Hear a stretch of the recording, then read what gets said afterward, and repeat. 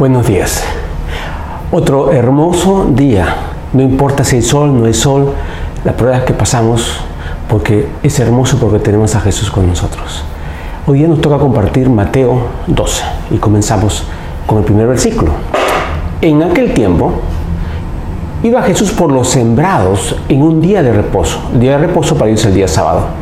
Y sus discípulos tuvieron hambre y comenzaron a arrancar espigas y a comer. Eso era muy estricto en la época de los judíos y en el Antiguo Testamento.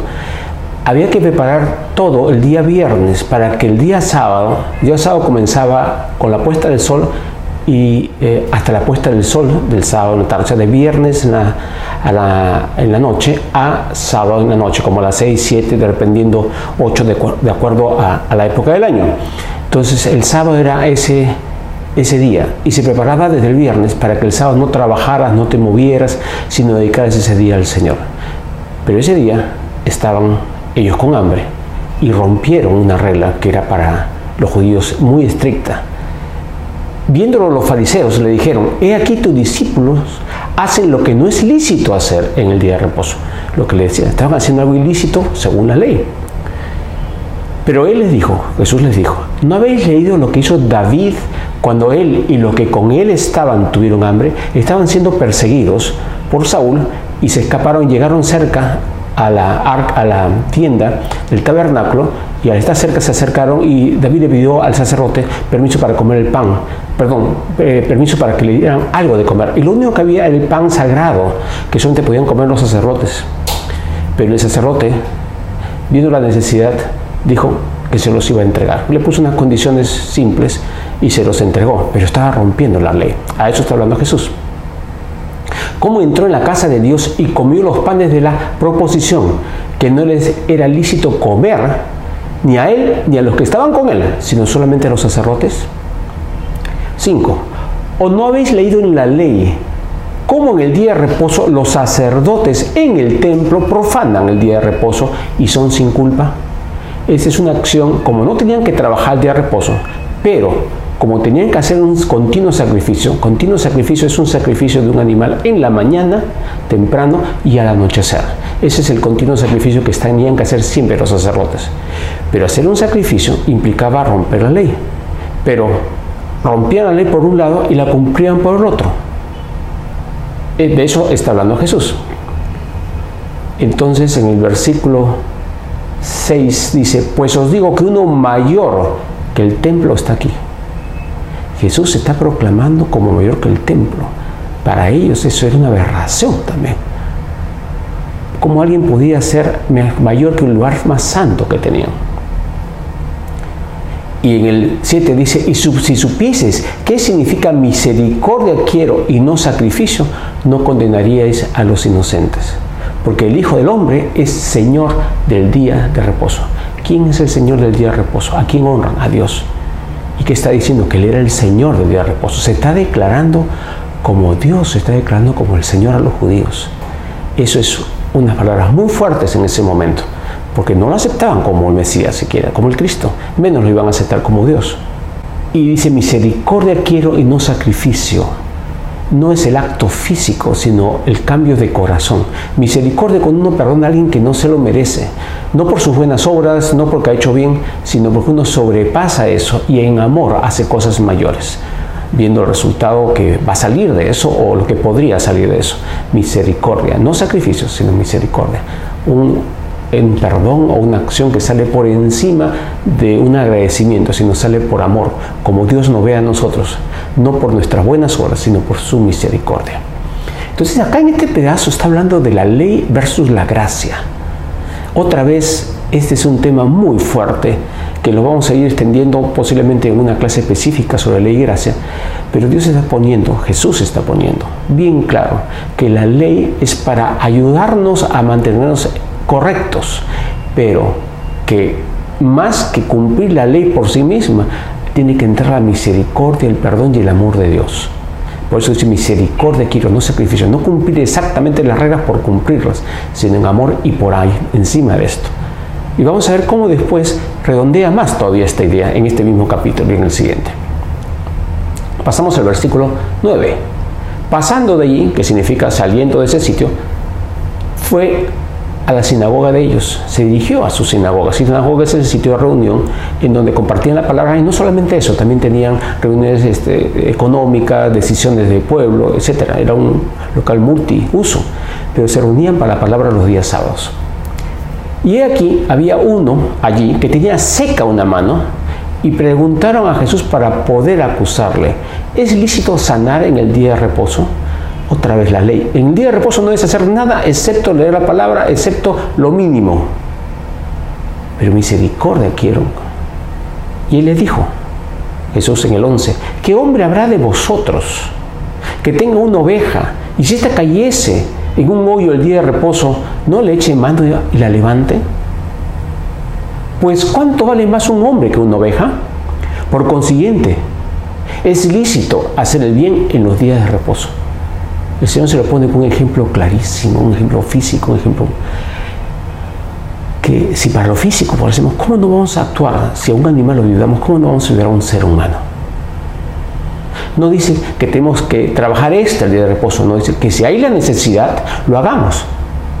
Ahora, ¿cuál es el día de reposo para nosotros los cristianos? Cuando tenemos a Jesús y le dedicamos todos los días son días de reposo. Porque todos los días estamos buscándolo a Él y todos los días estamos haciendo su trabajo. Ahora, hemos cambiado día domingo. No vamos a conversar sobre el tema si es sábado o domingo. No es el momento ahora.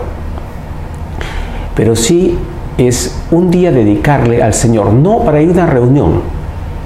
Si realmente es un día para dedicar a Dios, ¿qué hacemos todo ese día? Si dedicamos 1 o 2 horas de ese día a Dios y las otras 22 horas al mundo, ¿es un día de reposo para el Señor? Medítelo. ¿Cuánto le estamos dedicando a Dios y cuánto le estamos dedicando al mundo?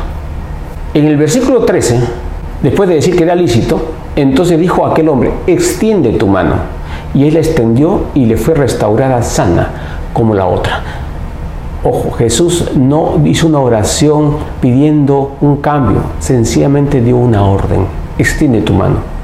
¿Y qué dice? Y él extendió. ¿Qué significa eso? Que obedeció. No puso peros. No, que yo no puedo, que tengo esta mano rígida, que hace muchos años que estoy enfermo. Sencillamente escuchó la orden y la ejecutó. Al ejecutarse la orden, recibe el milagro. Este hombre, y eso es lo que quiero ver bien claro con la gracia versus las obras. Sí, tenemos que cambiar. Sí, tenemos que dejar el pecado. Sí, tenemos que arrepentirnos de otras cosas. Sí, tenemos que recibir al Señor, al Espíritu Santo, ser salvos. Todo eso es cierto y es valedero y debemos hacerlo. Pero este hombre, ¿en qué momento recibió la sanidad? ¿Alguno de esos requisitos se cumplió? Solamente se cumplió su fe en creer y obedecer la palabra de Dios. Dios le dijo: extiende la mano, él extendió. 14. Y saliendo los fariseos tuvieron consejo contra Jesús para destruirle, no para callarlo, sino para destruirlo. La afrenta para ellos era tan tremenda que no querían dejar un pedacito, querían destruirlo por completo. Ese es lo que pasa cuando declaras la palabra. Los que no están quieren realmente destruirte. 15. Sabiendo esto Jesús, que lo querían destruir, se apartó de allí y le siguió mucha gente y sanaba a todos. ¿Quién le seguía? No los fariseos, porque estaban queriendo destruirlo, sino todo el resto, judíos y no judíos. ¿Y sanaba a quién? A todos. Sanaba a todos. No a los que habían hecho ciertos votos, a los que habían cumplido ciertas reglas. No, sanaba a todos. El amor de Dios es para todos. Los milagros y las señales son para atraer a la gente, para que ellos vean que Dios es poderoso, que es el mismo ayer, hoy y por los siglos. Y ese poder dice: Dios existe, Dios es verdad, hay un Dios, yo lo quiero en mi vida. Y ahí lo pueden recibir. Si lo reciben sin milagro, está bien. Pero Jesús lo hacía constantemente para que vean que ese Dios poderoso, ese Dios omnipotente estaba presente y existía. Y en el 16 dice: y les encargaba rigurosamente que no le descubriesen. Que no le descubriesen es que tuvieran cuidado, porque si lo descubrían entre los fariseos los iban a querer atrapar antes del momento que le tocaba ser atrapado. Vamos a ver que al final se declara de una forma tan radical y abierta, porque ya sabía que lo iban a tomar ese día. pero por el momento todavía tenía que escapar porque no era su momento de sacrificarse en la cruz, no era todavía el momento. 17. Para que se cumpliese lo dicho por el profeta Isaías cuando dijo: He aquí mi siervo, a quien yo he escogido, mi amado, en quien se agrada mi alma. Pondré mi espíritu sobre él, y a los gentiles anunciará juicio. Él fue a Samaria, le habló a los romanos, al centurión, y le habló a la sirofenicia. Fue anunciado también. 19. No contenderá, ni voceará, ni nadie oirá en las calles su voz. No se hace en tipo escándalo fuerte. Iba de pueblo a pueblo, de sitio en sitio, pero hablaba en un tono de voz, no a gritos, no destemplado, en armonía. 20. La caña cascada no quebrará, significa no hará señales físicas para ruido, y el pabilo que humea no apagará, hasta que saque a victoria el juicio. No cosas físicas que hacían otros para actuar, sino las cosas espirituales y los milagros sobrenaturales. 21. Y en su nombre esperarán los gentiles. Esa es una profecía de Isaías. Como recuerdan, en Mateo hay muchas profecías viendo cómo Jesús las cumple después. Y estas son cosas que van a ir ocurriendo y siguen ocurriendo. Y vamos viendo acá en los evangelios, en los hechos de los apóstoles, hasta nuestros días, cómo esta profecía se sigue cumpliendo. Profecías se cumplen y se siguen cumpliendo hasta el regreso de nuestro Señor y hasta cuando vengamos al nuevo cielo y la nueva tierra, que está anunciada. Versículo 22. Entonces fue traído a él un endemoniado ciego y mudo, y le sanó, de tal manera que el ciego y mudo veía y hablaba. Gracias a Dios podemos ver esos milagros todavía hoy día. Y toda la gente estaba atónita y decía: ¿será este aquel hijo de David? Eso es lo que vemos cuando hacemos reuniones de sanidad en grupos medianos. La gente se queda atónita y dice: milagro, esto es un milagro. Y ahí aprovechamos para decirles que el milagro lo hace el Señor y que el Señor quiere habitar en sus vidas, para que en ese momento un deseo profundo, en ese momento que están atónitos, su hambre y su vacío sea tan intenso, que la entrada de nuestro Señor sea también intensa, para que pueda penetrar profundamente y quede grabado esa señal, esa imagen queda grabada de por vida en su vida. Y cuando tiene dificultades, esa señal viene, esa imagen viene, les recuerda cómo Dios actúa acá, que Dios es vivo, y les ayuda a mantener su fe. 24. Mas los fariseos al oírlo decían: este no echa fuera a los demonios sino por Belcebú, príncipe de los demonios. Le está diciendo que Jesús está poseído. Sabiendo Jesús los pensamientos de ellos, les dijo: todo reino dividido contra sí mismo es asolado, y toda ciudad o casa dividida contra sí misma no permanecerá. Esto es para todos. Ahí está diciendo que un gobierno, cuando se dividen, el enemigo viene y lo destruye. Está diciendo que Satanás no va a enviarse a sí mismo para destruir demonios y separarlos de ninguna manera. Él no va a hacer eso. Y también dice ahí que si nosotros como iglesia de Cristo nos separamos, luchamos, nos dividimos, no vamos a prosperar lo que Dios quiere. Todos los que hemos recibido a Jesús como hijos de Dios, todos, no importa el nombre o el apellido que se ponga en la congregación a la que asistamos, somos hermanos, porque en Juan 1:12 dice: mas a todos los que le recibieron, a los que creen en su nombre, creen que se abren y dejan entrar al Hijo de Dios en su vida.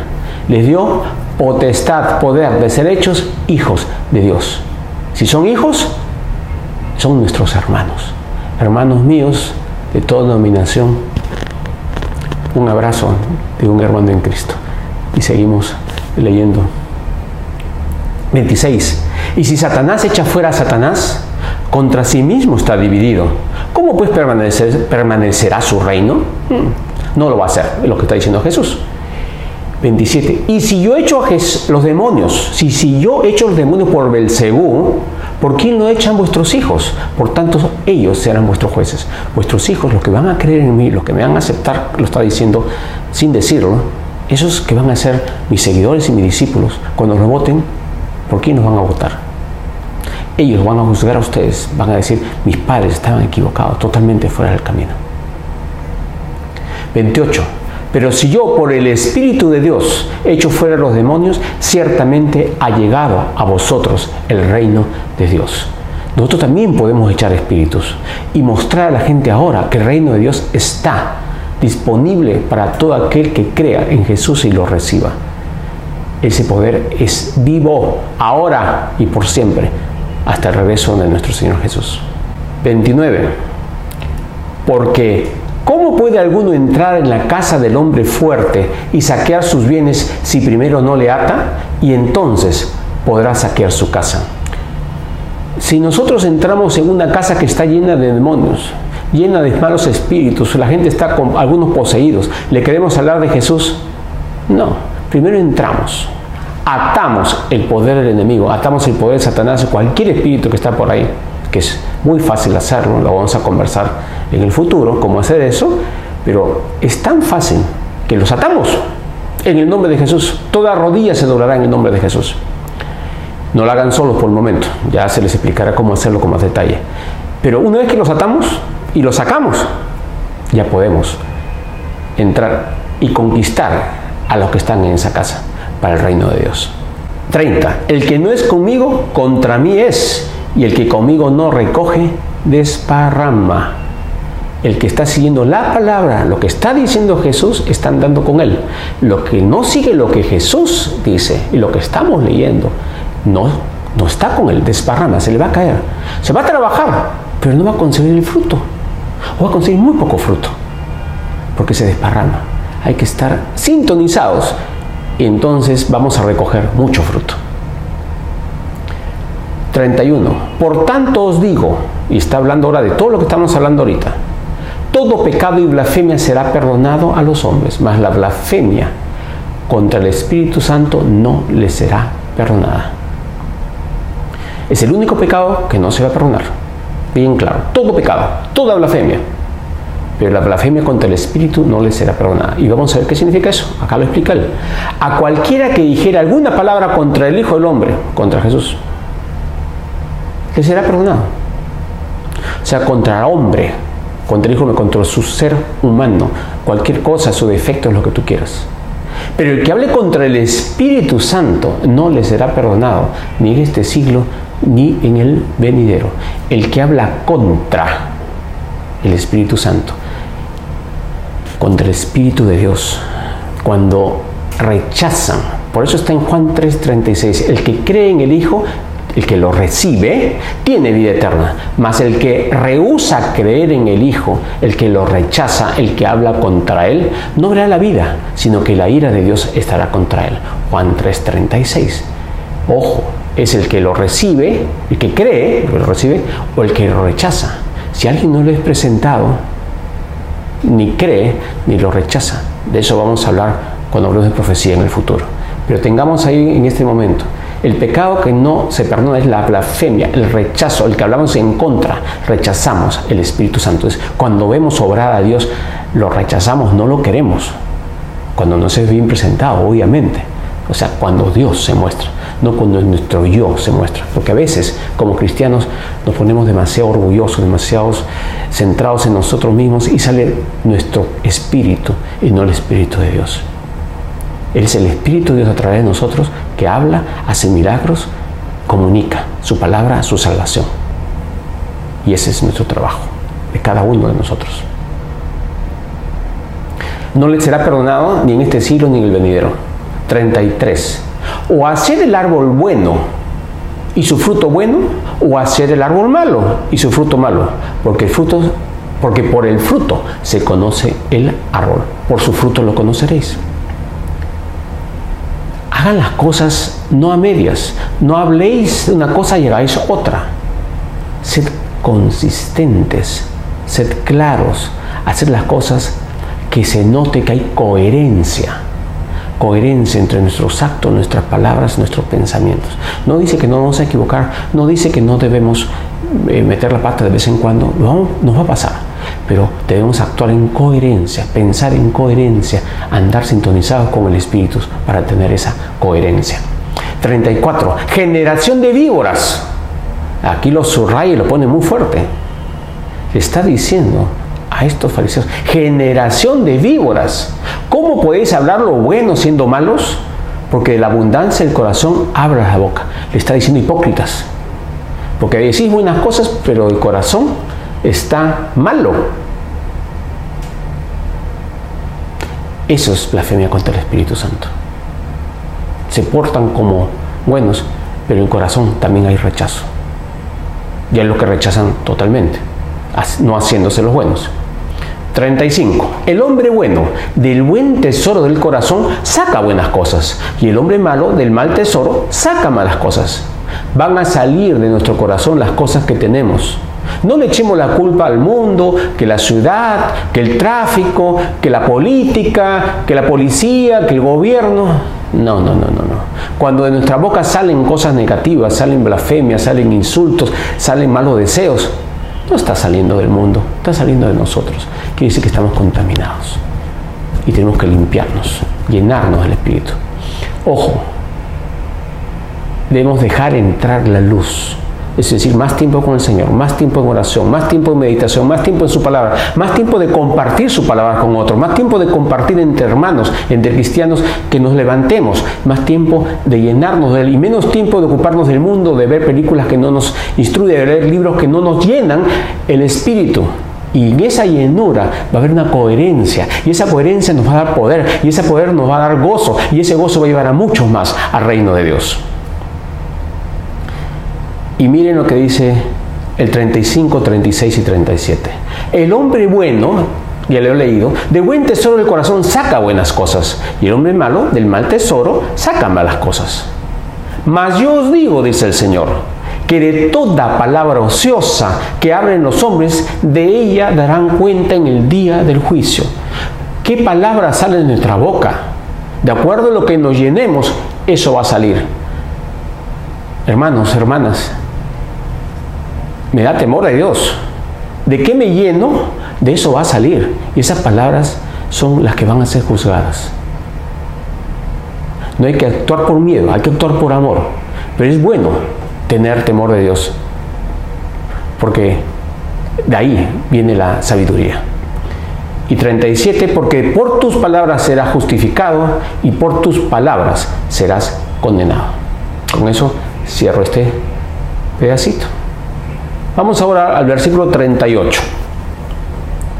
Después de todo esto, entonces respondieron algunos de los escribas y de los fariseos, diciendo: Maestro, deseamos ver de ti señal. Maestro, deseamos ver de ti señal. Pruébanos que esto es verdad. El Señor ya le había hecho multitud de milagros. Les había hecho curaciones, resucitar muertos, sanar leprosos, inválidos levantarse, dar de comer a miles,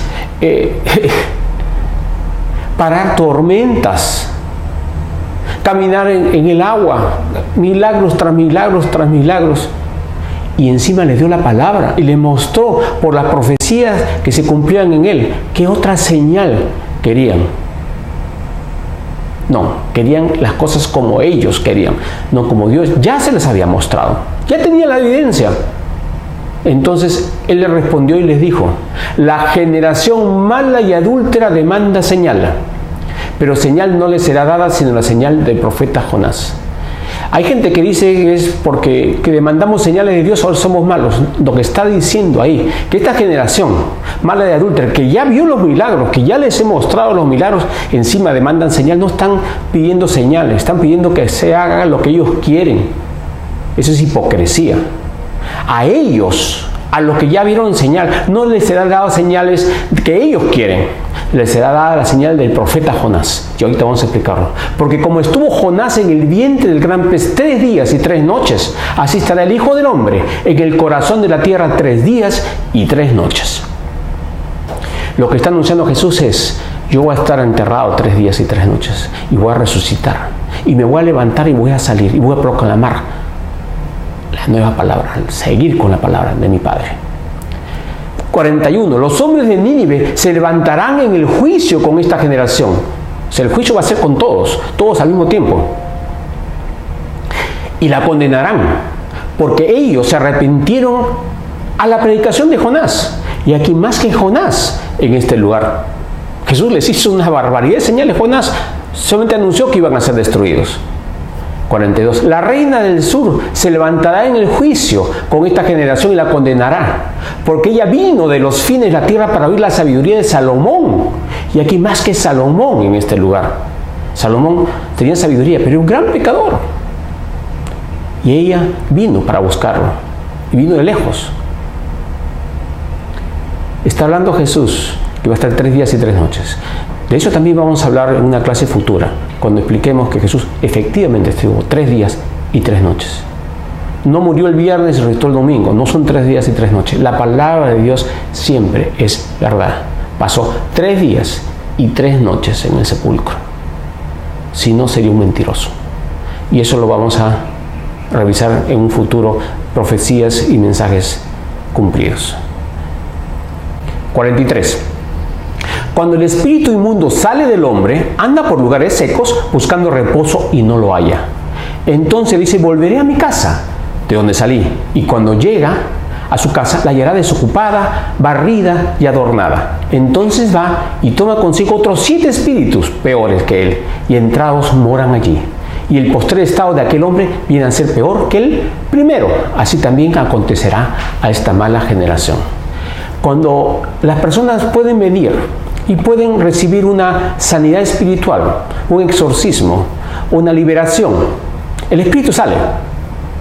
Si esa persona no abre su ser al Señor y al Espíritu Santo, su casa estará vacía. Pero si entra el Señor y el Espíritu Santo, la casa estará ocupada. Y si está ocupada, ya no puede entrar un espíritu maligno. Lo que está diciendo es, no hagan solamente las cosas para librarse de una enfermedad. Mucha gente viene a las reuniones de sanidades en iglesias de cualquier denominación. Y vienen, reciben una sanidad y la reciben. He visto de todo. Artritis, desinflamarse por completo en segundos, ciegos ver, sordos oír, y bueno, cantidad de milagros. Pero la mayor parte de esa gente no regresa.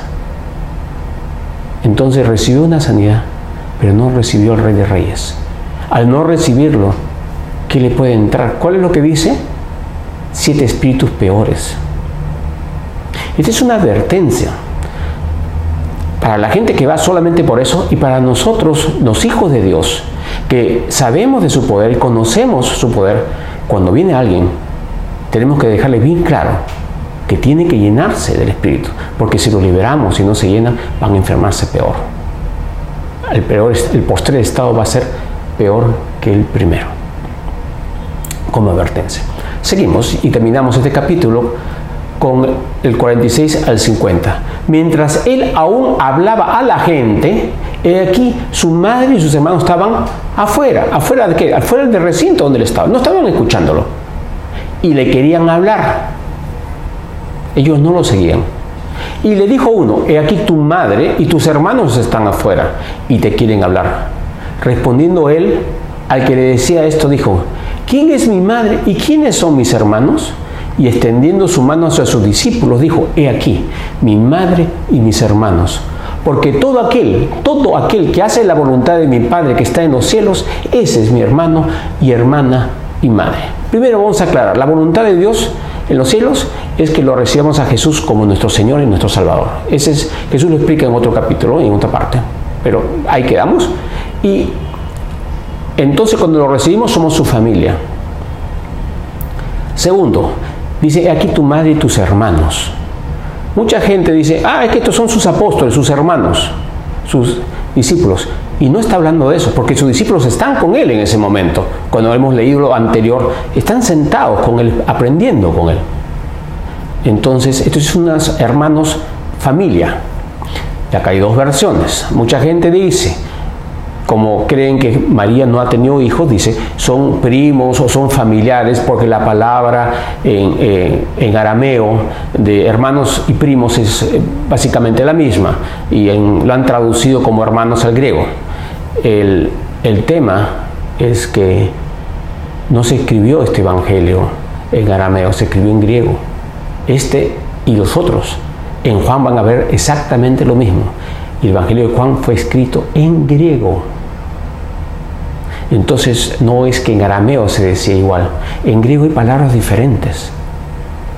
Nuevamente, nosotros personalmente y el grupo en que estamos honramos, y vamos a leer en Lucas lo que Dios hizo en María y cómo le escogió para ser el canal para que Jesús venga a la tierra, y todas las maravillas que se dice y cómo es una mujer realmente llena del Espíritu. Ok, pero aquí vamos a ver que tenía hijos, y lo vamos a ver en otro capítulo más, una y otra vez. Tener hijos es prueba de la bendición de Dios para los judíos. Los judíos creían que si no había hijos o había uno solo, Dios la había castigado por ser una mala mujer. Más bien la honraba teniendo hijos. La sexualidad no es pecado. La sexualidad no es inferior. Dios, el primer mandamiento que dio a los hombres fue: creced y multiplicaos, haced el amor, tengan hijos, crezcan y reproduzcanse sobre la tierra. Es una bendición de Dios que es mal usada muchas veces, sí, pero también hay muchas cosas que Dios nos ha dado que son muy mal usadas. Eso es lo que dice la Biblia y lo estamos leyendo. No estamos deshonrando a María, la estamos honrando. Y aquí diciendo nuevamente, ¿quién es mi familia? Los que han recibido a mí, me han recibido como su Señor y Salvador. Y todos nosotros los que hemos recibido a Jesús somos hermanos de Cristo e hijos del Padre y coherederos con Jesús. Que Dios los bendiga a todos, los amo muchísimo, unidos en un mismo Padre. Nos vemos.